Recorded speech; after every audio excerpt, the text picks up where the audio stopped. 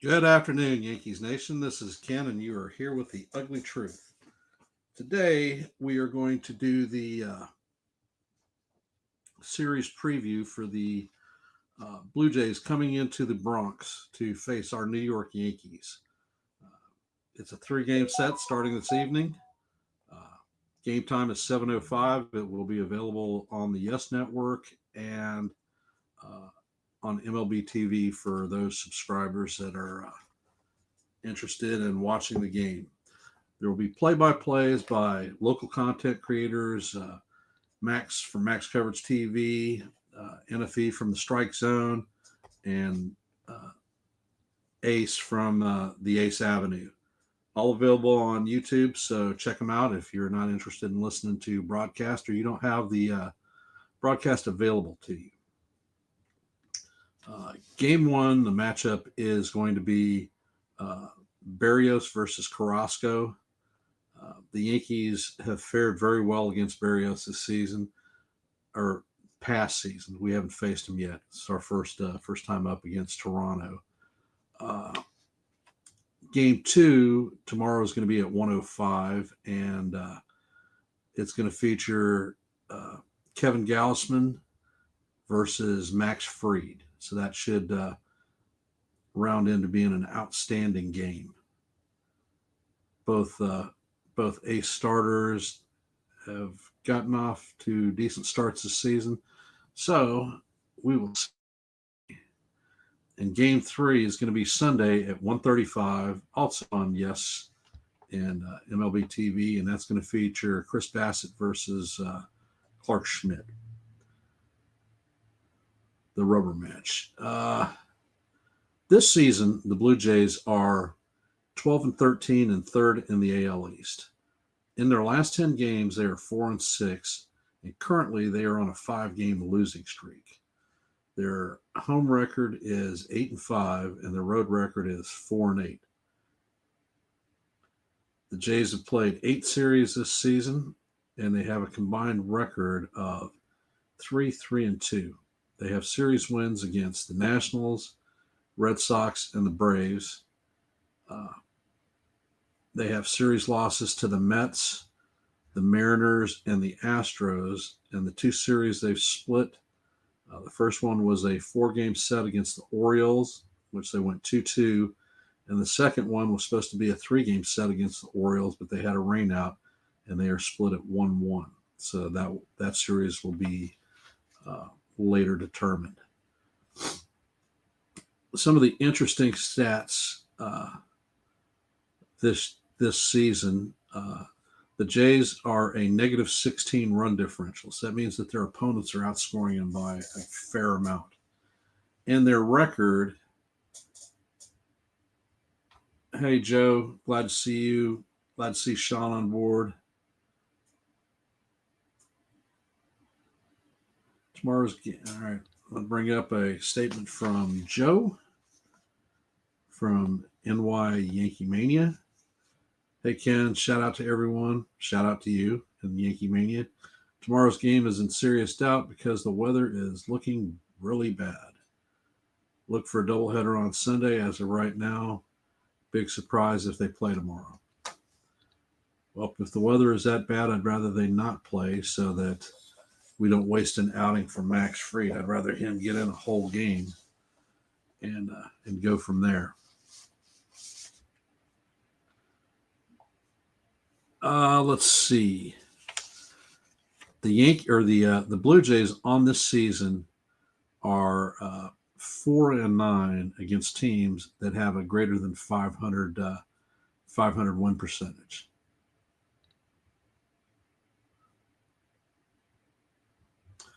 For this season, our Yankees are 15-10, which has us currently sitting atop the AL East. We are up by 2 games, and in our last 10 starts, we are 7-3. Currently, we're on a 1-game winning streak. See Dev Finch hopping in and Mario Ruiz. Thank you all for hopping on the stream. Appreciate it. Uh, for our New York Yankees, we have a 4-4 split on series wins. We've got wins against the Brewers, Pirates, Royals, and the Rays. And our series losses are to the Diamondbacks, Tigers, Giants, and Guardians. Our current home record is 8-4, and our road record is 7-6. For us, against teams that have a greater than 500 win percentage, the Yankees are 7-8. So we're not doing great against the high caliber teams in the league, and we're beating up on the teams that we should beat up on. Let us see. For tonight's matchup, we have Berrios coming up. He has a 1-1 record this season with a 5.20 ERA. He has 24 strikeouts and features 5 pitches. His primary pitch is a sinker. He throws a slurve, a 4-seam 93-mile-an-hour fastball, a changeup, and a cutter. He has a high, his plus attributes are he has a high off-speed run rate, meaning he's got a lot of movement, and the average exit velo is low. His bads, he doesn't whiff a lot of people, and the barrel rate is elevated against him. In Berrios' last outing, he faced the Mariners, and the result was a loss. He went 6 innings, gave up 4 hits, 4 walks, and 5 strikeouts.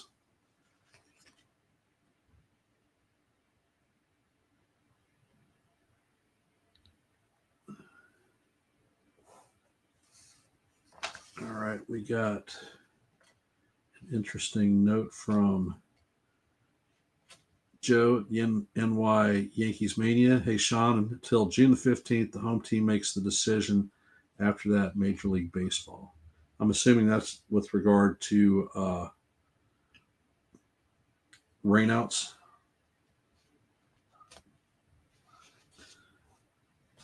All right. Berrios' opponent is Carlos Carrasco for tonight's game. I'm on the woodpile on this one. Carrasco is a junk baller. He relies on a lot of movement for success. He features a lot of pitches.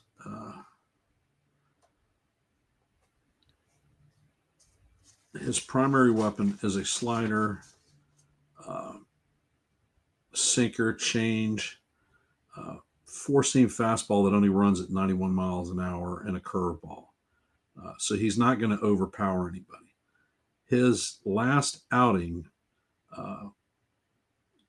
against the Rays was Game 3, and it was less than stellar. He only managed to muster 4 innings in the game. He gave up 6 hits, 4 earned runs. He walked 2 people and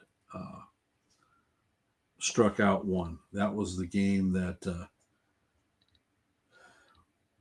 the bullpen blew it in the 9th inning, giving up 4 runs. We ended up losing in extra innings 10-8. So hoping that we have a better performance from Carrasco in tonight's outing. Tomorrow's matchup features, all right, pulling up a comment from Sean Browning.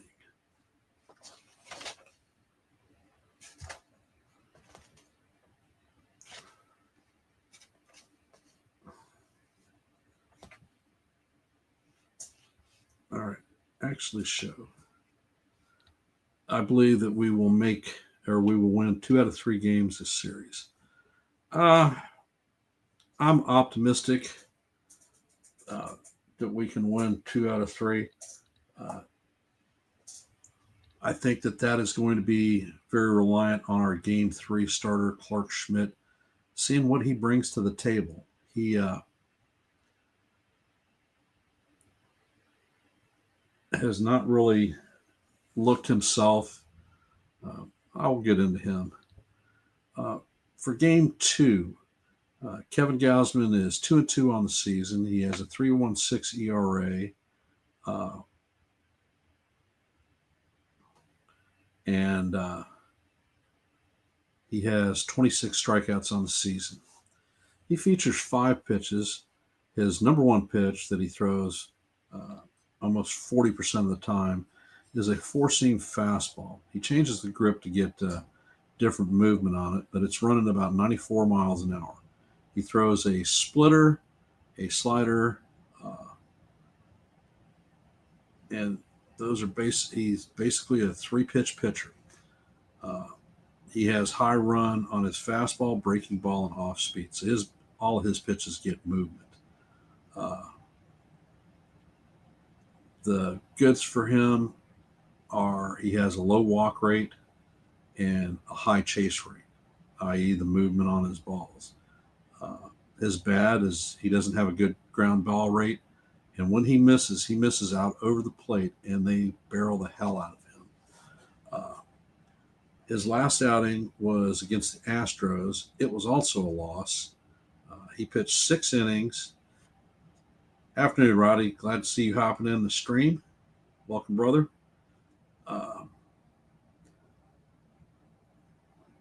Let's see. He pitched 6 innings. He gave up 6 hits, 3 walks. He gave up 4 earned runs and had 6 strikeouts. So a pretty average outing for Gossman. He's looking for a bounce back. But the Astros are a team that's been known to be able to tag the ball. Kevin Gossman is going to be matching up with our ace, Max Fried. As you know, Max has 7 pitches that he throws. He basically can throw the kitchen sink at you, and he is an outstanding pitcher. He, this season, leads the major leagues with a 4-0 record. Hopefully that'll be 5-0 after his next outing, whether that be on Saturday or as part of a twin bill on Sunday. In Fried's last game, it was controversial in the fact that the scorekeeper changed what was recorded as an error on Paul Goldschmidt in the 3rd inning to a hit in the 8th inning, taking away at that time what was Max Fried's no-hitter. In his outing, he went 7 2/3, eventually ended up giving up another hit, 2 hits on the night. He walked 1 batter and struck out 10, didn't give up any earned runs. Outstanding performance, and I believe his ERA is like 1.46 right now, 4.0, 1.46.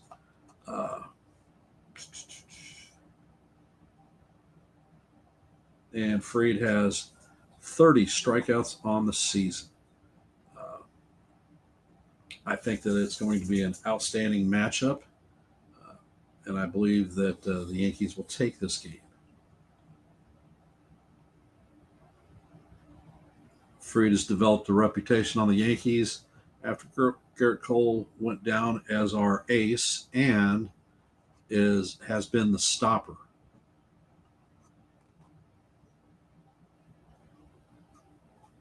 All right, Sean, you got me. The error was in the 6th inning and was changed during a commercial break.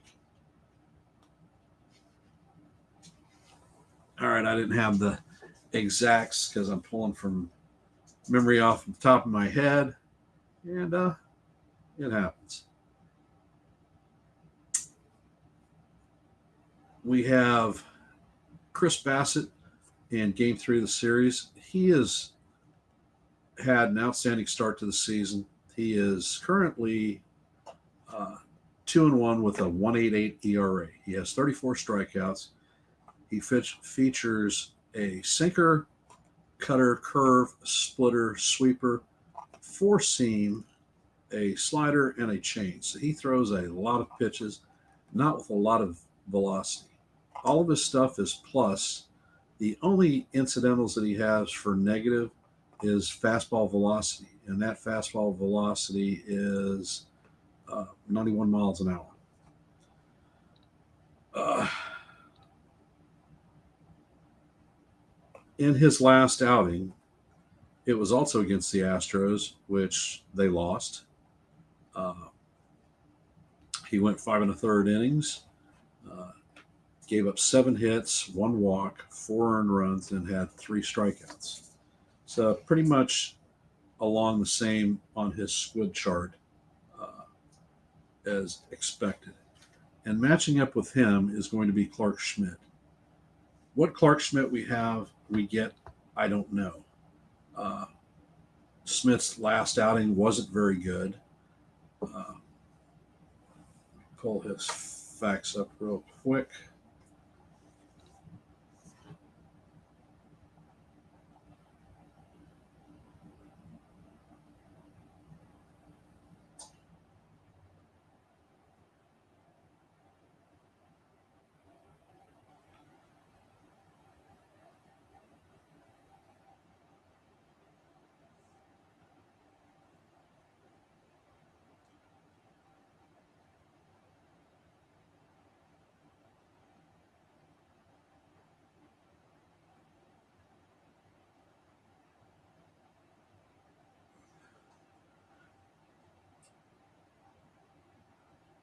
All right.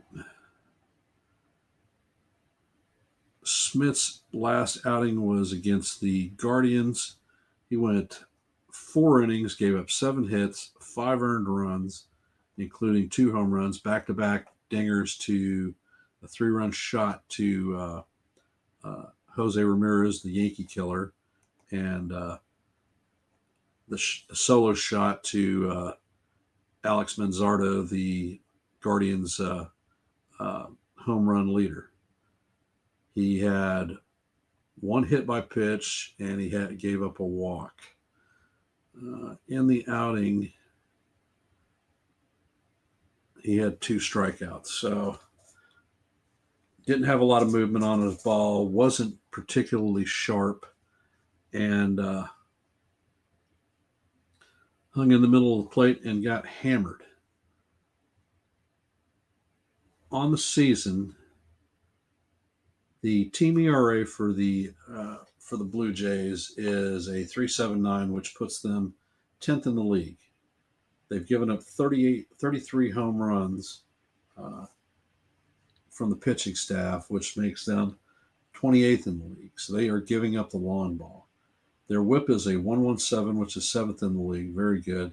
And the batting average against them is a 2.29, which is 9th. With regard to their hitting stats, the Jays are hitting a team 242, which is 13th in the league. They've scored 88 runs, which has them at 25th, near the bottom in the league. And they've hit 13 home runs, which has them at 29th in the league. Their on-base percentage is a 314, which is 14th, and their slug is a 345, which has them at 26th. So as you can tell, most of their offensive categories, they are sitting in the toilet. The batting the batting average leader for the Blue Jays is our friend from the former Houston Astro, George Springer. He's hitting 333 on the season. Bo Bichette is having a bounce back season for them, and he's hitting 296. And then Vlad Jr. is at 277. And anyone below that sucks. Andres Gimenez, the former second baseman for the Guardians, is now the home run leader for the Jays, followed by Springer with 2, Santander with 2, and Henneman with 1. Uh, RBI leaders on the team: Bo Bichette with 13, George Springer with 12, Guerrero with 10, and Jimenez with 8. Uh,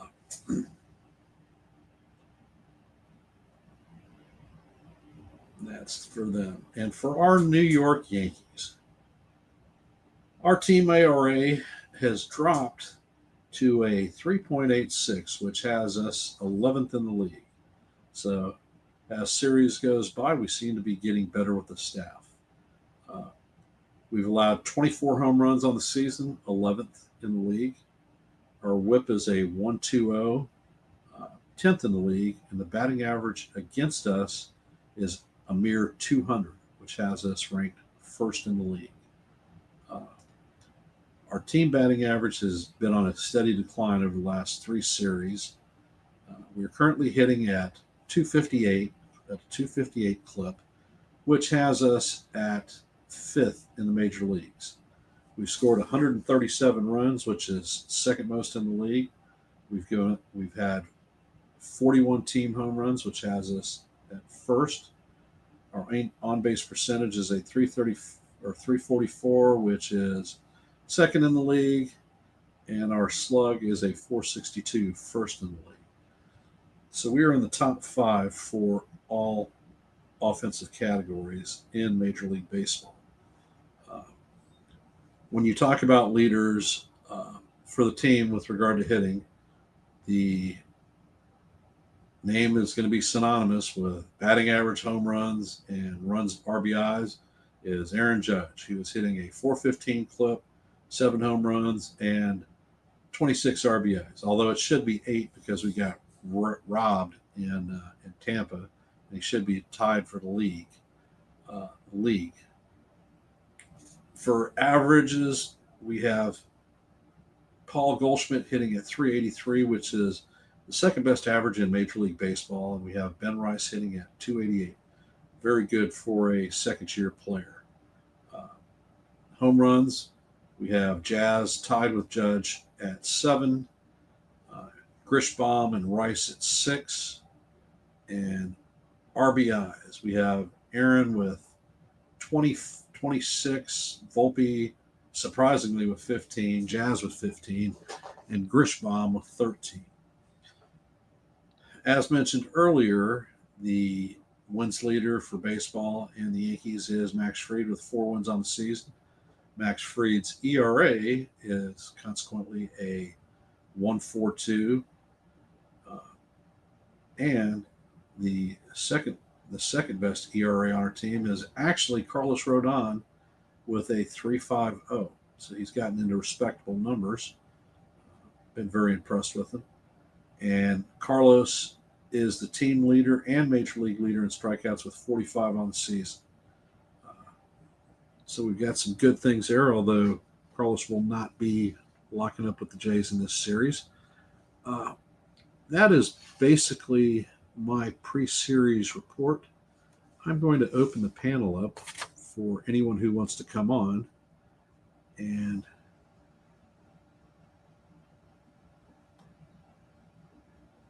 Control C.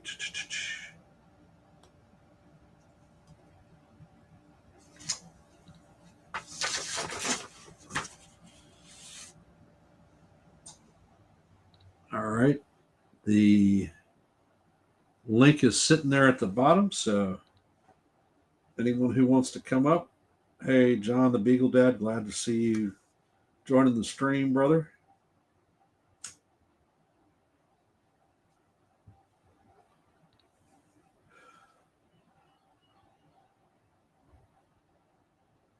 Hey, Real Bill, appreciate you hopping in on the stream.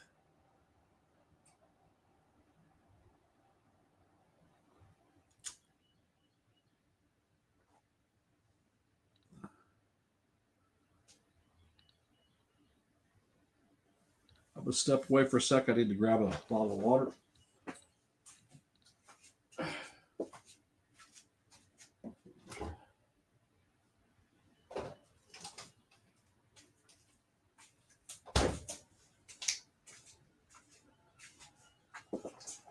running a little behind the roll today. Day didn't start out great. I woke up with a massive headache. I woke up late, so I ended up dropping my grandson off at school late, and the day has been chaotic. I see Sean Browning is hopping on the stage, and I will bring him up. Welcome, Sean. How are you doing, brother? I'm doing all right. How you feeling about the Josh Simmons pick? The who? Josh Simmons pick. The Chiefs picked him number 32. Honestly, I thought the Chiefs were going to trade out of the first round because they're They almost did. the only person that I was actually interested in. We traded down with the Eagles, and the Eagles ended up picking him up. It was the linebacker out of Alabama. Yeah.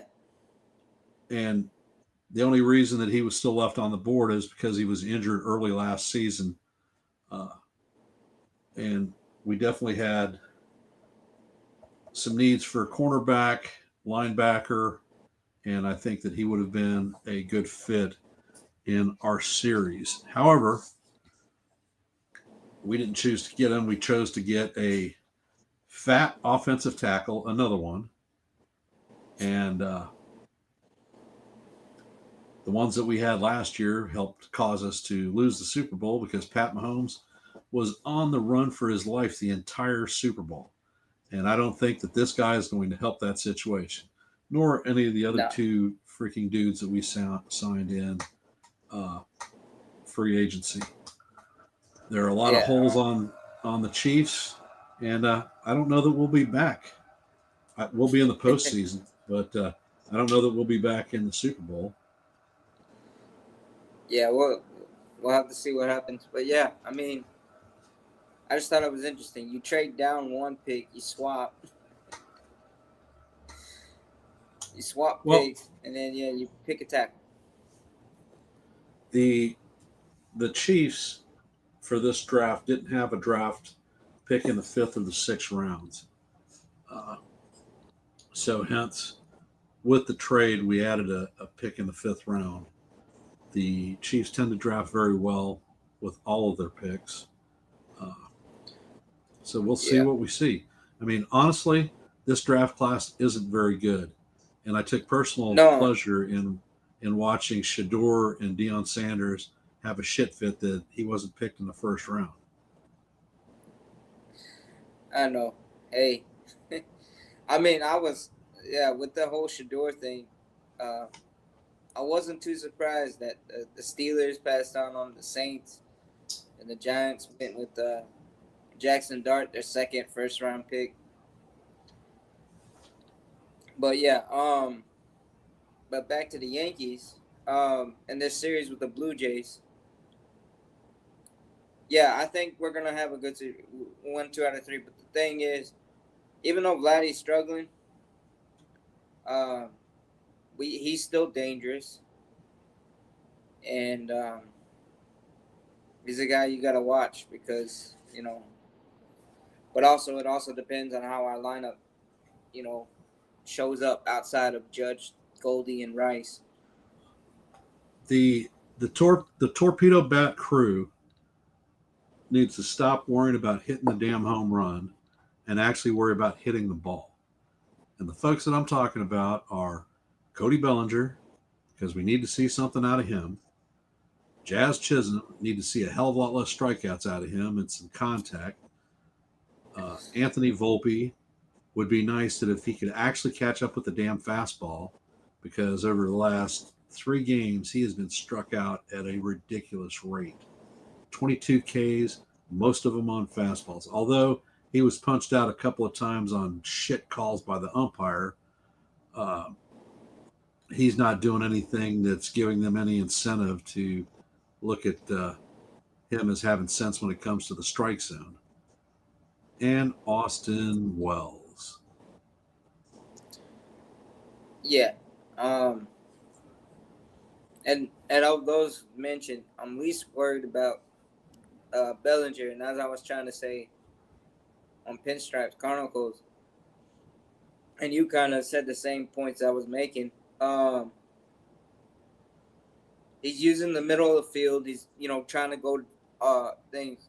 He having competitive at bats every time he comes to the plate, even though it doesn't always produce something. And then I, the I, other I, thing is, I like the comment from Real Bill P. Can we message to Boone that bunting is a thing? yeah, that drove me crazy. I mean, you get one on, you get two on, and Volpe, you got speed, and you can at least try to drop a bunt, especially when you're struggling. At least the thing you could do was move the runner over,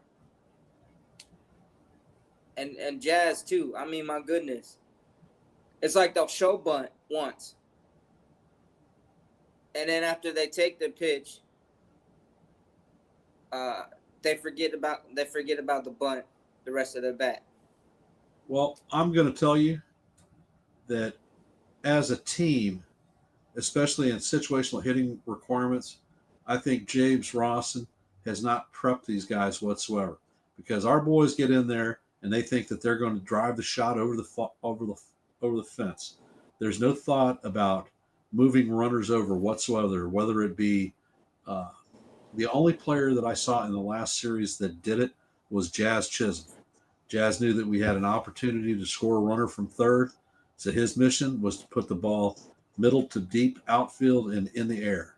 He just basically gave his at bat up, and we scored a run on that. And that was in Game 3. Yeah, Uh, yeah, but the coaching aspect, uh, I got a lot of issues. I've got a lot of issues with James Rawson because he has 7 players on his team that are hitting at 200 or below the Mendoza line.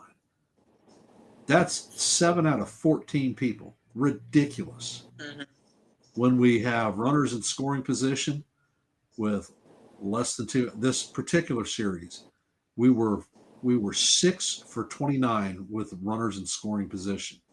And 2 of the games we were 0 for 5 and 1 for 6. So most of our runners in scoring position that actually scored was in the last game that we actually won. Right. And bringing up a comment from Mario. Boone is coaching against Mattingly today. And that is absolutely correct. Although Mattingly is not the head coach, he's their bench coach. But Don has a lot of knowledge on the Yankee way and the way our team is, especially having come up in the organization as a person who should be in the Hall of Fame as a first baseman. However, the writers haven't seen fit, or the Veterans Committee hasn't seen fit to do the right thing. And he has a lot of trigger time with Joe Torre as his head coach when he was coaching and developing as a manager. Yeah. So I think And that Don no, and has unusual insight into our team. And when people say, well, when we replace Boone, the person that I would want would be Don Mattingly. that would be the one. And I almost thought that Mattingly would have replaced when Joe retired, Torrey when retired, but instead they went with Girardi. But I think Mattingly had already taken a job somewhere else when he left after being our hitting coach. Yeah, he was with the Um, Dodgers. yeah, okay, that's right. But yeah, and no, and you're right. Don Mattingly belongs in the Hall of Fame. I mean, even George Brett has said that Mattingly deserves to be in the Hall of Fame, but for whatever reason, no one wants to put him in there. Um, but yeah, and he does know. But you got John Schneider, and probably does kind of listen to Mattingly on some of that stuff. Um, but John, when he's not too worried about if Judge is speaking or not, and but the other thing too is you're right. A And lot of the to players, and to answer your question, Mario, the manager for the Jays is John Snyder. yeah. And then what I was gonna say too, to your point about a lot of our players that it's like they come up to the plate without even having a strategy in mind. I mean, Cody has a strategy, doesn't always execute it, but he battles. But other guys like Volpe and Jazz, and they look for a pitch, they swing, and then they pop it up in a high infield fly, um, foul out, or I you will tell know you something that else. this Yankee squad is very susceptible to breaking balls. We swing over the top of more breaking balls and strike out on more breaking balls than you can shake a stick at. And Aaron Judge's kryptonite is a slider low and away. He can't lay off of it. Yeah, He's had so many bad strike calls on low pitches that he's swinging at it. In the yeah. Guardians game, his last at bat uh, in Game 3, he struck out on three pitchers, or he took three swings and missed all three of them. Slider low and away. He was over the top of it, over the top of it, and the guy went a little bit further out, and he was over the top of it too. Mm-hmm. Yeah, So and then you're and you're, that you're going to see that is going to be he's going to see a steady diet of sliders low and or away. a breaking ball, that or intentional walks. Because I mean, my goodness, they throw anything near the plate with Judge, other than low and away, it's gone, or it's going to be a hit somewhere. I mean, Judge is And hitting 415 on the season. If it's near the plate, yeah, he can get a bat on it. He's doing it. He's hitting fantastic. yeah, and then right behind him is Goldschmidt. But no,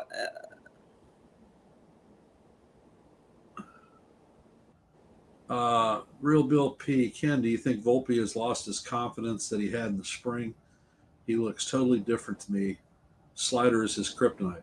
Well, not only the slider, he is not catching up to the fastball whatsoever. Uh, they have been blowing him away with high fastballs consistently. yeah, that and I think what really kind of like got into him was some of the bad calls that the umps made. And I'm not gonna rail on them too much, but a lot of these players have let that get in their head. That because I mean, like there was a couple strikeouts that Volpe had in Cleveland when he was rung up on an outside pitch that was called for a strike that was like should have been a ball, you know. But because it was 0-2, ump makes a bad call. It was a good take by Volpe, but that when that keeps happening, and it tends to get in some people's heads, some players' heads that okay, I got to swing, and they get away Well, from when you've struck out 22 times in 5 games, you don't have a lot of bank credit with umpires. yeah. So No, and that is part true of too. Volpe's evil doing is his own shit approach to the plate. Right. No, and that is true too. And I But will I tell you mean, what, you can't. you've got pitchers from the Blue Jays who throw velocity. Barrios isn't one of them, but Volpe is going to see a steady diet of high fastballs up and away because he can't catch up with them. The thing that I wish that the all right, we have somebody that I don't know. Hey, niggers, how are you? It's this dude again, banned from studio. Yeah. Moron on patrol once again. Yeah, and but I mean, I would like to see the what we were talking about. I mean, if Volpe, I would like to see him either do a push bunt if no one's on, or even if a one runner's on and there's less than 2 outs, do something that do a push bunt or suicide squeeze, just to kind of get on base Well, and back in the day when players were slumping, and Rizzo was famous for it, is choking up on the bat. These guys are so locked into looking for a sector to swing it. And if the ball is not in that sector, they won't pull the trigger. Mm-hmm. So if you're looking middle in and the ball is on the outside corner, they're not swinging. And for Jazz, the surprising thing in the Guardians series is that he actually started taking walks. Because in the Tampa series, he damn sure wasn't walking. He was striking out a ton.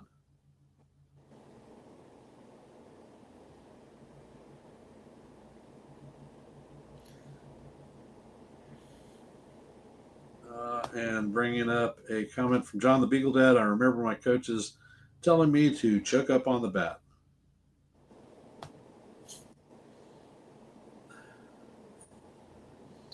And Bill brings the comment in. Absolutely right, Ken. We were taught to choke and poke. And when I was the head coach for my my local high school team, that was something that I had as a philosophy too. Yeah. And Little League, you're taught hit and run, bunt, choke and poke, as they say too. You know, you do those small things. And let's see, But a lot of comment times, from Mario. The way I've been seeing it, we do need a hitting coach. Yes, we do not. Not sure about that. Are you the only one am I the only one that's seeing such a thing? No. No, we have, I've been bringing that up for the last couple of shows. Like I said, a team hitting philosophy and individual hitting philosophy just doesn't seem to be there. And Rawson doesn't seem to be getting it done. So would I move to replace him? Well, yeah, I would. Yeah, and I mean, but even before James Rawson showed up, it's just been a lack for a few years. I mean, outside of Sean Casey, who we had for half a season, who really kind of helped veterans, you know, and brought a team resurgency. We just haven't had a true hitting approach other than home run or bust, station to station, you know, type. Well, Yeah. one thing that's funny is one of the better hitting coaches in the league was a former guy that we had, and guys hated him. It was Kevin Long. Yeah. Personally, if we were to bring in a new guy, I wouldn't mind seeing a former hitter player like Albert Pujols. Oh, he'd be good. He had a definite methodology to hitting, and he was successful throughout his entire career. He might not have been hitting the long balls in the last part of his career, but he was damn sure able to put the ball in play and maintain different averages.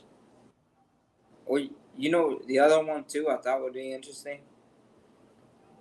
Hideki Matsui, Ichiro, or even Miguel Cabrera. Miggy. But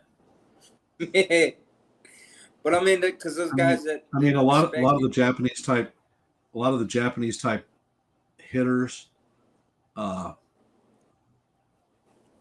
a philosophy that's very uncommon here in the States. Ichiro, I don't know if you ever watched pregame batting practice when Ichiro was on the Yankees. No. Ichiro would sit there and he would hit 15 to 20 bombs out of the stadium. I mean, completely out of Yankee Stadium. I saw him probably in 7 or 8 games batting practice. But if you look at his season totals, he was always the guy that would slap hit. He wasn't trying to hit home runs. Mario says Tony Pena, Chris Chambliss. Why not them again?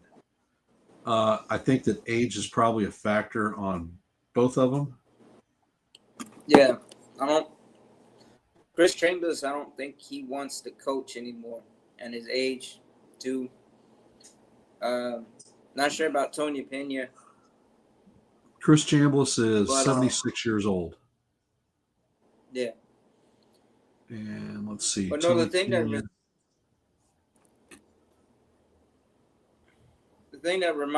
that impressed me about Hideki Matsui. I mean, yes, you see it in real games that he would have the whole approach. He wasn't just a home run hitter like a lot of the way he was built coming out of Japan. He was a slugger, but he could hit for high average. But I watched him in spring training in like 05. And they were taking batting practice. And, yeah, he was just the type of guy that he would look out and see what needed to, see what he did. And then he would go out and do it every time he, went to bat. And Tony Pena has been out of the coaching game since 2005. Yeah. But I think Albert Pujols, isn't he coaching down in the Dominican or? Yep. I think he even owns a team down there too, as well. Yeah, he's working the developmental leagues, trying to bring more Latino players into the majors. And for the Yankees and a lot of teams,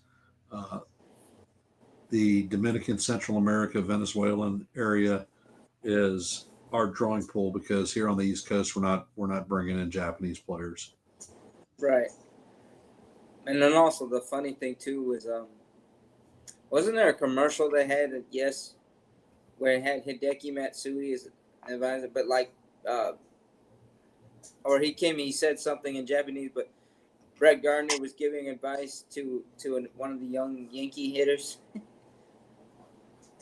And then Hideki said something to the guy, and the guy goes, I think it might have been Judge, but in Japanese, and then Brett Gardner translates. I don't remember seeing that one. That'd be funny. I think it was on Yes. I seen it one time on YouTube, but I can't seem to find it. But it was something that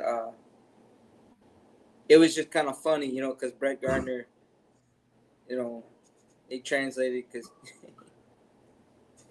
What'd you say? All right, guys. How are we feeling about the series? What do we think we're going to go in the series? Are we going to sweep? Are we going to go 2-1? Are we going to go 1-2? 1-3? 0-3? What are your thoughts? Me personally, I think 2 out of 3, because the Blue Jays do play us hard, and our real favorable matchup is with Max Fried and the other tell is we don't know. The X factor is Schmidt because he's still in like spring mode. And then Cookie, I don't know what to expect out of him. But Barrios, on the other hand, is struggling as well. So all three of their pitchers got tagged in their last outings. right. And they were on the road. Atypically, like I said, on the road, Toronto is 4-8. And when they're playing against teams that are greater than 500, their record's even worse. So that's 2 pluses on our side with them. Although teams in the AL East always tend to play us hard. And we've got series coming up against blah, blah, blah. I know that's 3 AL East teams that we're going to be playing. Yeah, we got the We The got the Blue Jays, Jays, then we Orioles, and travel to Rays. Baltimore, and then we come back to our house and face up against the Rays once again. It's kind of weird that we And got a 3-game homestand, go on the road for 3 games, and then come back to the stadium for another homestand. and we're locking up against the Padres in our house too. So very good Okay. hitting team, very good pitching team. So we will see our boy uh, Michael King coming back to his old stomping grounds. No, I am happy that King is having the success that he is, even though I know it's with the Padres. But I mean, the guy developed from a Swiss Army, bullpen guy into a starter, and a very reliable starter at that. All right, we have a comment from John the Beagle Dad, not a sweep. And Mario has, boy, I hope no mercy and take all 3. That would be fantastic. I think Eh, that the linchpin is going to be tonight's game with Cookie Carrasco. If we can get some length out of him tonight where he keeps us in the game and we don't burn our bullpen to the ground in game 1 of the series, I think we'll be okay because Max will, for game 2, will do his job. And then game 3, Schmidt, hopefully everyone will be available because God knows what we're going to get out of him in preseason game number 3. Yeah, a 5 and fly guy. I mean, or do you think he might give us a little more than 5 innings? Who? Cookie. I think that if he's got good movement on his breaking stuff and he's at least close to the zone, not in the middle of it, he could give us 6. So no BP. No, I mean he's clipping out at a 91 mile an hour fastball, which is just about BP practice time. Yeah. The weather's supposed to be a bit warmer, so he should have movement on his breaking stuff.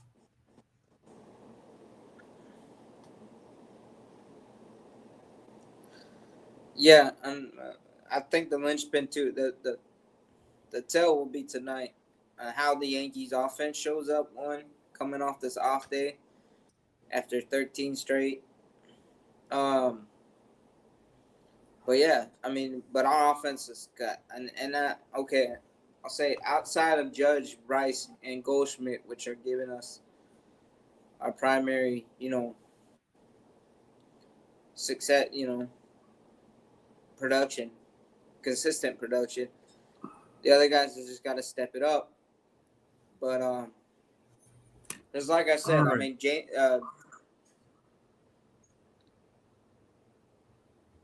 We do not have a lineup for tonight's game yet, but looking at the matchups, Bellinger's had 4 appearances against Berrios. He's hitting 750. Orlando Cabrera's got 16 appearances, hitting 375. Jazz has 500. That's nothing. Goldschmidt has 12 appearances and is hitting 167. So this is not the guy for Goldie. Grisham has 7 no, appearances, 285. Judge has 32 appearances, hitting 344, 4 home runs, and a OPS of 1200. yeah, Praza has 2 at bats, hitting donuts. Rice has 5 at bats, hitting 167. Volpe has 13 at bats, a homer, and hit 308. And Wells has 4 at bats, hitting 250. hey, maybe this is a spark that Volpe needs to get out of this Arctic cold. And let's see. Straw has 2 at bats, hitting 500 against Carrasco. Springer has 22 at bats against Carrasco, hitting 227.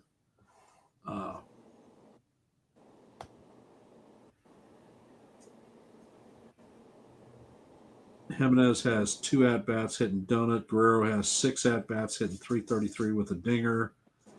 And Barger has 4 at bats hitting 250. So they don't have a lot of experience in their lineup. Hey, Jonathan, how's it going, brother? Yeah. Just doing a quick review. If you want to hop up and say something, I'm dropping the link. Probably got about 5 minutes left in the stream. So there's not a lot of experience against Carrasco with regard to the Jays. So that might be a good thing for us tonight. But in my question, would you be opposed to sit Jazz tonight, or would you let him Sitting Jazz for who? When it's time. Peraza, if he's not hurt, although I'm hearing a rumor he's hurt, or Ray. But then again, we don't really have much on our bench.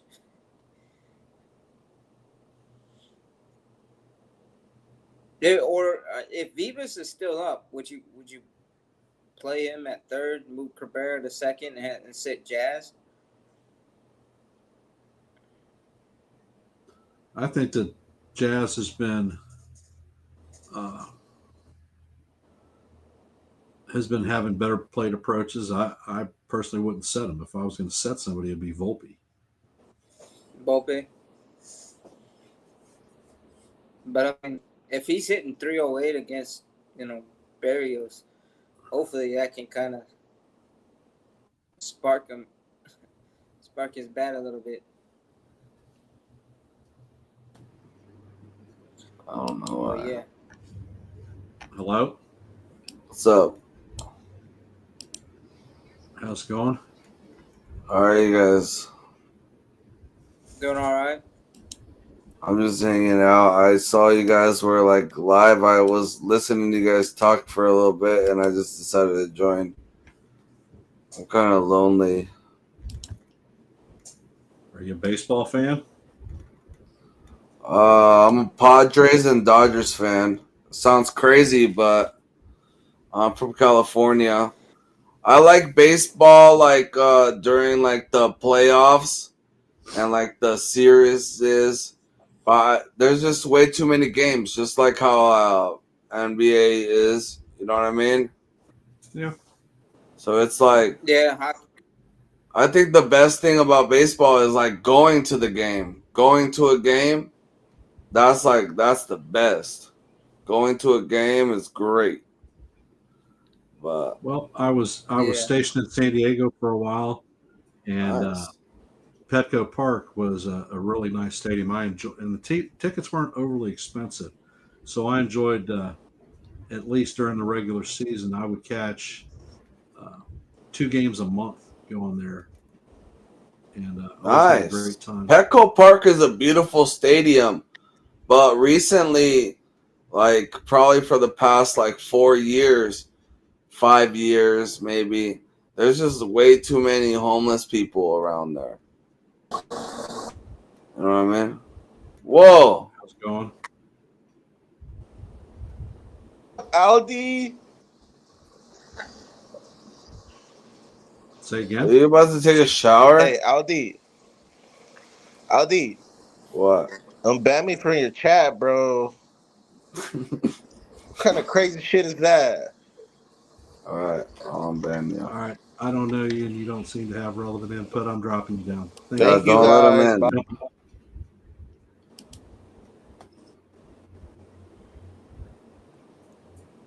Yeah. Yeah. No. Petco. But baseball on the West Coast is an exciting thing. There's a lot of good ballparks there. I personally have been to Dodger Stadium a few times, and I really hate that place. I can't stand. I've been to Dodger Stadium, and I've been to Petco. I think I went to Petco 2 years ago. It was the Padres versus the Angels when Ohtani was there. when Ohtani Mhm. was on the Angels. It was 3 years ago then. Yeah, 3 years ago then. Damn, time flies, man. Fuck. That's insane. Yeah. But I wasn't a fan of Ohtani. Like, whenever I went to Petco, I was in the crowd, like, talking shit about Ohtani because he was on the Angels. And then, like, a bunch of fans in the stands, they didn't like what I was saying, and they ended up getting security. And they walked me. I had, like, seats in, like, the nosebleeds. And then whenever the Ohtani fans, they got me kicked off the seats, security walked me down lower. So I actually got a better view of the game after they all told on me and shit. You know what I mean? So it was pretty cool. All right, brother. We're about to end the stream here. We've been on What do you guys? Where are you going? What are you doing? some people have stuff to do prior to the NFL draft, some before game time. Oh, so you're gonna watch the NFL draft tonight? Yep. What is your guys' It'll be- teams, if you don't mind me asking? Chiefs for me. Oh, what do you think about the Chiefs pick? What did they draft? Like they drafted a defensive lineman, right? Nope. They drafted an offensive tackle. Offensive tackle. Yeah. I'm a He wasn't a Chargers very good fan. one. I'm a Chargers fan. Well, No, see, Chargers are an organization that has a good head coach. Herbert, I don't know what to make of him. I think that he has been hurt too much in his career. I think if he could stay on the field, he would be a really good quarterback. yeah. You think? What do you think about this? Do you think that Phillip Rivers or Herbert is better? What would you say? Phillip Rivers was better or Herbert? Back in the day, Oh, Rivers. Phillip Rivers. Yeah, I'd take Rivers too. But I know. Well, the thing about Herbert, and I will agree with that. But the thing about Herbert is every time he gets tackled, it looks like he got hit by like a fucking semi truck. He can't take a hit. Yeah. Hence a lot of injuries for him. Plus, Phillip Rivers, he would get hit, he'd get right back up and he'd be talking shit on these motherfuckers. Like, that's all you got. You know what I mean? But yeah. No, but when I grew up a Jets fan, but when I got back into football after a while, I like the Chiefs, and I really like Andy Reid. I had a lot of respect for Andy Reid, especially when he was with the Philly. You know, yeah, Andy Reid with the Eagles, yeah. Yeah. But you know, in football, I like a lot of the teams and a lot of different players. But yeah, I got two favorite teams, and that would be the Jets and the Chiefs, because you know. The Jets and the Chiefs. What do you think about the Jets' new quarterback, Justin Fields? Oh, I think Fields is good. Fields has got a lot of talent. The problem was when the Bears picked him a few years ago. Well, their organization is kind of trash. Dumpster fire. Yeah, it was. It was bad. It was bad over there. He did good on the Steelers. He did good on the Steelers for a bit with Russell Wilson. You know what I mean? The long and short for Fields is he's never had a good organizational set where the team that he's playing for has a decent offensive line that keeps him from running for his life. Because the guy has got a strong arm. He can get the ball down the field. Yeah, he can. But if you can't keep him upright, doesn't matter how far you can throw the ball down the field. The thing. Let's see how he does. Let's see how he does too. With now, the Jets have a new head coach. It's that guy from it was the defensive coordinator from the Lions. I forget his name, and they Aaron Glenn, exactly. Yeah. Now, maybe that's a good coach right there. That's a solid coach. So it's like, let's see what they do.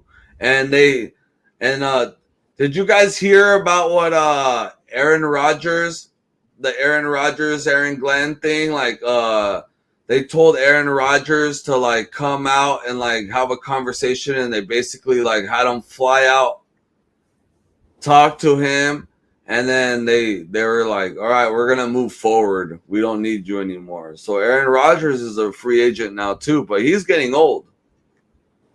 They He's getting basically older. fucked him over. They basically fucked him. I think the best thing he could do, Rodgers, because Father Time has kind of caught up to him. But Just retire? Yeah, retire, because he's going to be Hall of Famer no matter what. But if he tries to play another extra year, it's. I mean, But you got to think about put your feet in his boots, though. Like, this is how you want to retire. You know what I mean? Like, he wants to play one more year at least. He doesn't want to end his career like that. But it is Father Time. It does catch up on you, my friend. Well, yeah, and I mean, there's players like Brett Favre. He played 1 or 2 extra years past when he retired, and it hurt his career a little bit, but not too much, you know, because not too much, yeah. Hall of Famer. He was all right on the Jets because, like, I mean, Brett Favre. He went from the Packers. He played on the Jets for a little bit. Then he like played with the Vikings too. You know what I mean? He played for 2 years with the Vikings. All right, fellas, I'm going to close the stream out. So, all right. It was good talking to you guys. I'm going to subscribe. All right. Thank you. Appreciate it. Good talking to you guys, man. Have a great rest of your night. Well, have a good fucking draft night as well, my friends. Yes, sir. All right. Too. And welcome to this. Cool. All right.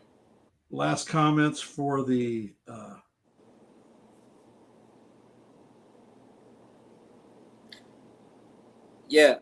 for the game tonight.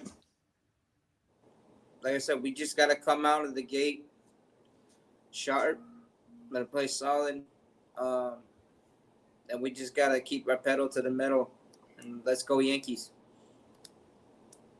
All right, and I will end the stream as I always do, and I will say, "Let's go Yankees." All right, we're out. Have a good game. Have a good draft, fellas.